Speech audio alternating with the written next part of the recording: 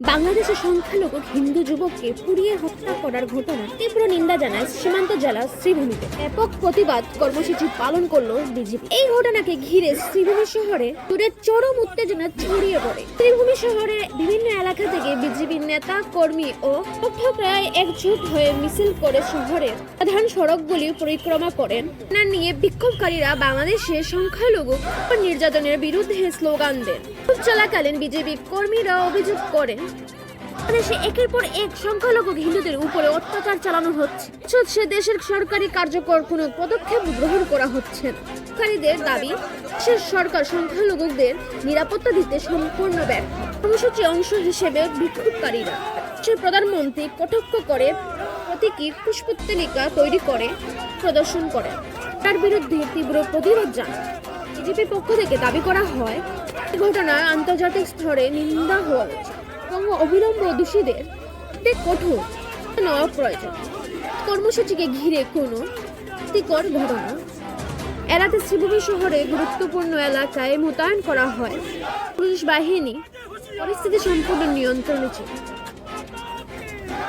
বাংলাদেশ পার্শ্ববর্তী দেশ বাংলাদেশে দীপু হত্যার যে নির্মম হত্যাকাণ্ড হয়েছে সেই প্রতিবাদে আজকে আমরা বিক্ষোভ প্রদর্শন করছি। আমরা সবার আগে যে জিনিসটা হয় মানবিকতা, যেটা বাংলাদেশে আজকে দীর্ঘদিন থেকে আমরা দেখতে পাচ্ছি যে বাংলাদেশে সেই জিনিসটা নাই। নির্মম হত্যাকাণ্ড আজকে থেকে না, দীর্ঘদিন থেকে চালিয়ে যাচ্ছেন।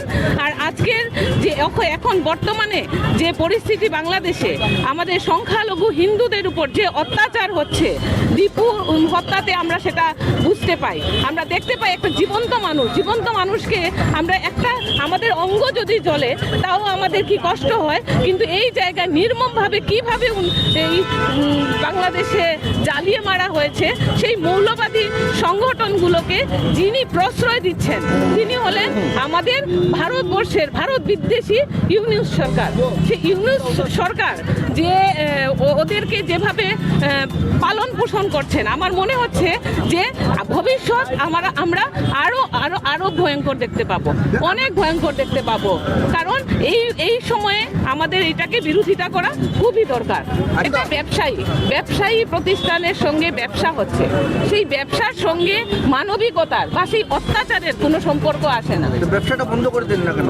ব্যবসা যদি বন্ধ করতে হয় তাহলে নিশ্চয়ই শীর্ষ নেতৃত্ব সেটা নিয়ে চিন্তা করবেন। কিন্তু বিশেষ করে আমি যেটা বুঝতে পারছি যে একটা জায়গায় আপনি যে কথাটা বলেছেন ব্যবসা একটা জায়গায় আর গণতন্ত্র একটা জায়গায়, সেই গণতন্ত্রকে খণ্ড করে যে কাজ হচ্ছে সেইগুলোর বিরোধিতা আমি একদম দৃঢ় বিরোধিতা করি ইউনূস সরকারের। কারণ ইউনূস সরকার যদি ঠিকভাবে ওদেরকে করতেন, নিজের দেশকে চালাতেন, তাহলে বোধহয় এইরকম হতো না। আমরাও তো সবাই থাকি, আমাদের তো এরকম হয় না। তো এইরকম কেন বাংলাদেশে বারবার কেন এইরকম হয়?